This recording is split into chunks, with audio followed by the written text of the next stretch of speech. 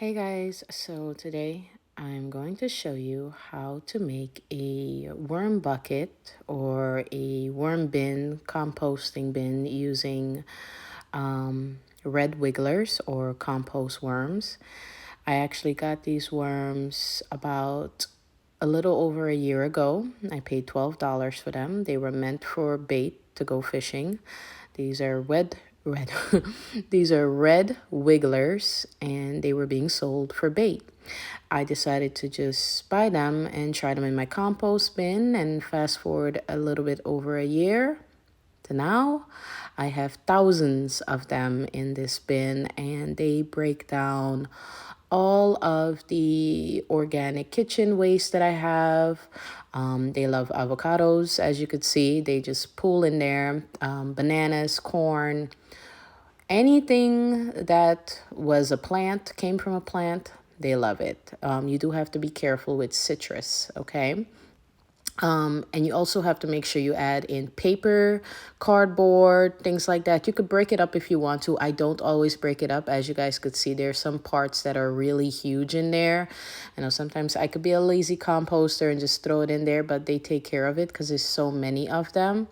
And as you guys could see, after, throwing in whole like carton or cardboard containers, they break it down and turn it into this beautiful black soil amendment, or it's basically like worm manure. It's worm poo.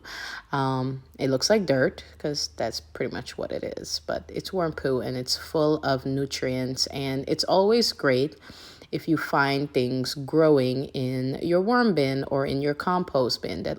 That's always a great sign. So today I'm going to show you how to make a worm bin or a worm bucket using free buckets. The white one I got from our local bakery, and the blue one I got for free at Lowe's when I purchased some stuff, and they wanted like my receipt so I could get a free bucket. And as someone that gardens a lot, buckets for free, that's my jam.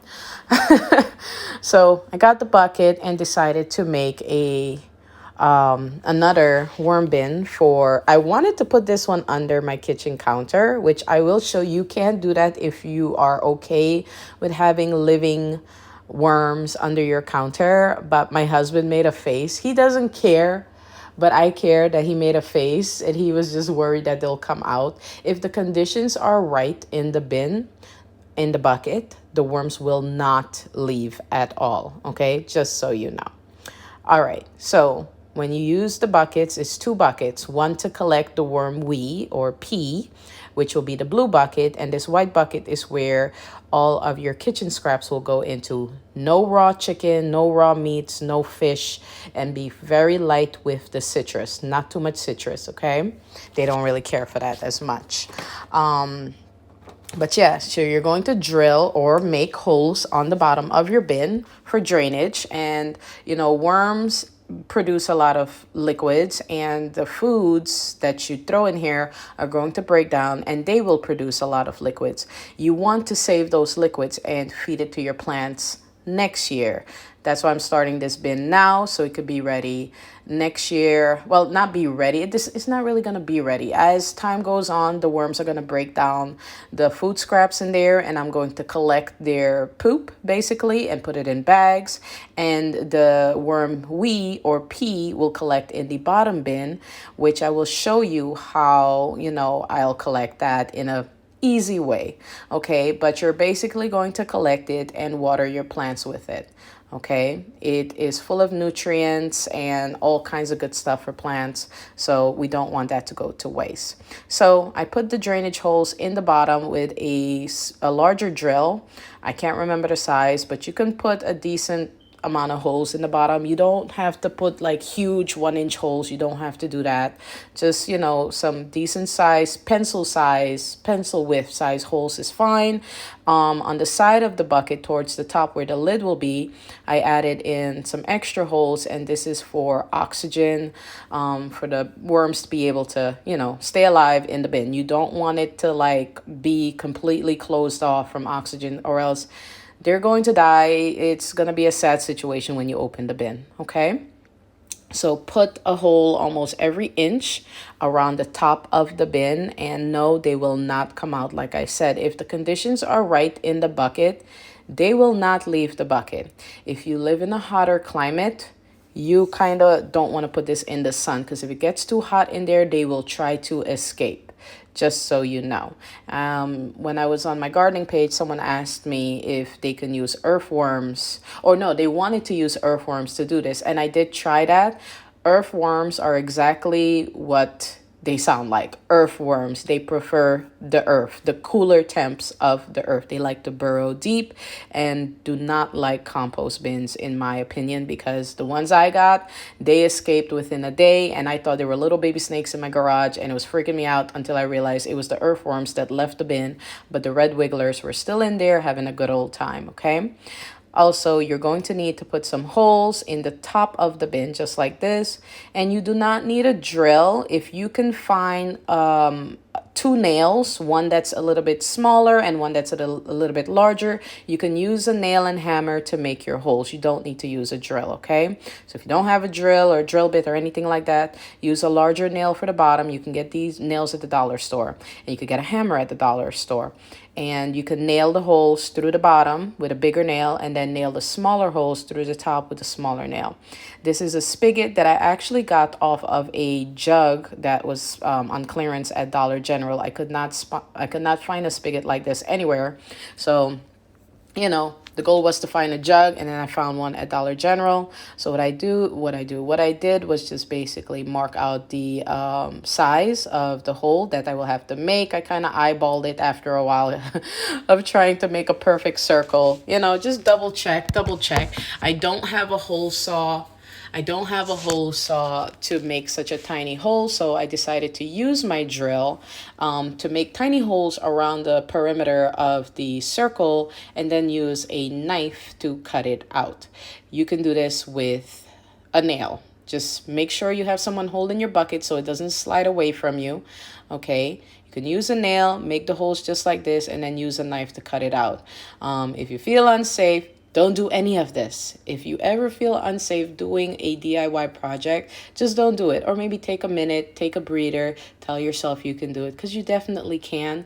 And, you know, sometimes, you know, you think too much and you freak yourself out and you get nervous, and then, you know, you just don't do it. But I personally feel like you can do it. Just take your time, okay?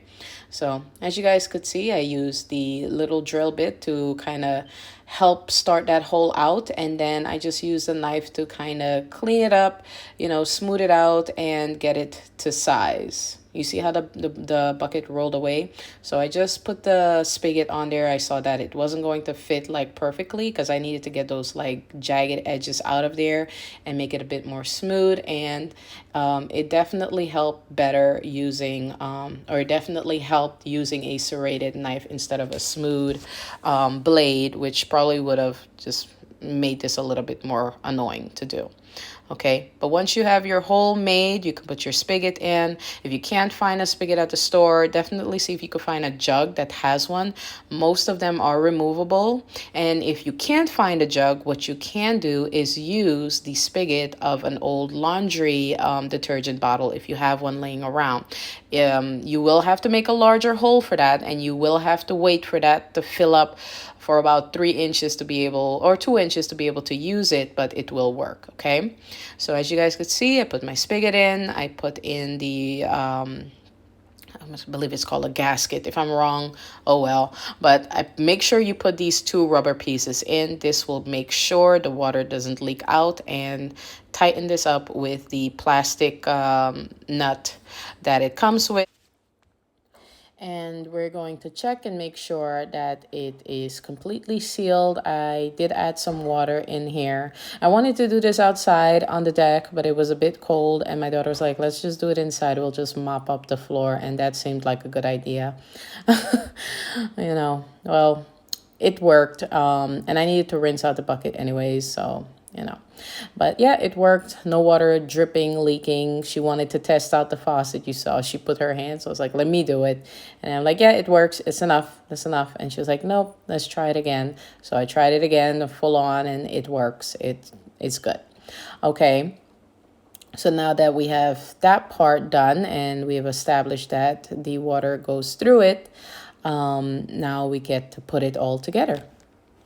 So this is how you will be putting it together. The white bin with the drain holes goes into the blue bin, okay? And that's how it looks. This is how it looks on the inside. And as you guys could see, this is a really easy thing to put together. Honestly, if I were you, I would just go and Google worm bucket. Since this is a new bucket system and I'm bringing worms from another bin into this system, I'm going to add some peat moss or coco coir to the bucket. This is just gonna give them a little bedding for them to get acclimated to their new bucket and keep them from wanting to run away. Okay. And like I said, the conditions in the bucket need to be good for them to stay in the bucket. They want to stay in the bucket so long as the conditions are to their liking, okay? This mixture I'm adding here is actually paper mache that me and my daughter, we were working on a project making, we were making paper and grow pads, and we had a lot of this stuff left over. And since the mixture needs to be damp, like a squeezed out sponge, when you squeeze out a sponge, that moisture, that's how moist it has to be inside of the bucket for the worms. It cannot be soaking wet. It can't be, puddles. It has to be damp in there. That's what they like. That's easy for them, to process the food scraps. And since this is a bucket, a 5-gallon bucket, by the way, you're going to want to shred up and rip up, your paper and your cardboard, things like that. Shred it up as small as you can because this is a smaller bucket. It's not a 45-gallon bin like I have outside or in the garage, okay? And these are some of the things you can add in there. I have some old carrots, coffee grounds from the coffee maker, some old strawberries, celery bottoms. If you want to help the worms speed things up, you can pre-blend or finely chop up everything for them to make the process faster, for the worms to break things down. But, worms can eat their weight in food in a day. So it's totally up to you. I have about 6 months until spring, so I'm not like in a super big rush, and I'll probably be collecting worm castings every 3 to 4 weeks, every month about. All right, so not in a big rush, okay? But do make sure you break down the paper and cardboard for them. The fruits and vegetable pieces, you can leave whole if you want to. You could chop them up or you can blend them. That's totally up to you. All right, you guys, now that we have their bedding and some food, which is, the kitchen scraps mixed in, we're going to add in the compost worms. These are red wigglers. They're from my other compost bin that I started a year ago, and I started that bin with about $12 worth of red wigglers. They're not specifically called compost worms when I bought them. They were considered bait red wigglers for fishing, but the compost worms, the compost red wigglers, and these are pretty much the same exact thing. They just put the word bait on it, and that was it, but they're the same thing.